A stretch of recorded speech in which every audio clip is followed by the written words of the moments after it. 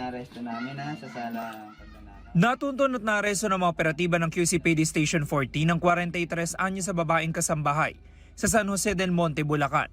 Ang sospek inireklamo ng kanyang amo dahil sa pagnanakaw sa dalawang singsing sa barangay Pasong Tamo, Quezon City.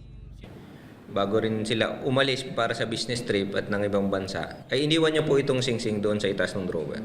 So pagkabalik ko nila at pupunta nga po sila doon sa isang event, eh nakita ho niya na napansin niya na nawawala po itong singsing. Kaya ito po yung nagbigay ng i-review po niya yung CCTV. Kitang pumasok sa kwarto ang sospek. Kumuha muna siya ng toilet paper. Gamit ito ay kinuha niya ang dalawang singsing na nasa itaas ng drawer. Base po doon sa investigasyon natin, sa interview na rin ho natin doon sa complainant, ay nasa 3 buwan pa lang pong namamasukan itong suspect natin sa kanila. So kaya nga po siya yung nakakapasok doon, sa 4 ho na katulong. Siya lang po yung nakakapasok doon kasi siya nga po yung naging nagsilbing personal na maid po ng yung mag-asawa.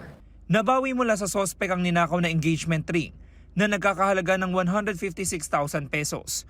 Pero hindi na nakuha ang wedding ring na nagkakahalaga naman ng 65,000 pesos na naibenta na umano ng sospek sa Maynila. Aminado ang sospek sa nagawang krimen.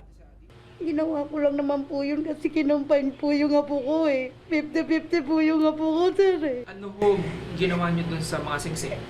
Binalik ko po yung isa lang po yung binenta ko kasi kailangan lang po i-admit yung apo ko sa ospital. Magkano ho niyo nabenta? 9,000 po. Nasampa na ang sospek ng reklamong qualified theft. May paalala naman ng mga otoridad sa publiko para maiwasan ang ganitong insidente. Kung maaari po, bago po natin sila tanggapin bilang katulong sa atin, ay hingan din po sana natin sila ng police clearance para matiyak po natin na walang record po itong mga kasama natin sa bahay. At kung maaari po, pag mag-iwan po tayo ng gamit, ay siguraduhin po natin na i-secure po natin. Ito ang unang balita. James Agustin para sa GMA Integrated News. Igan, mauna ka sa mga balita, mag-subscribe na sa GMA Integrated News sa YouTube para sa iba't ibang ulat sa ating bansa.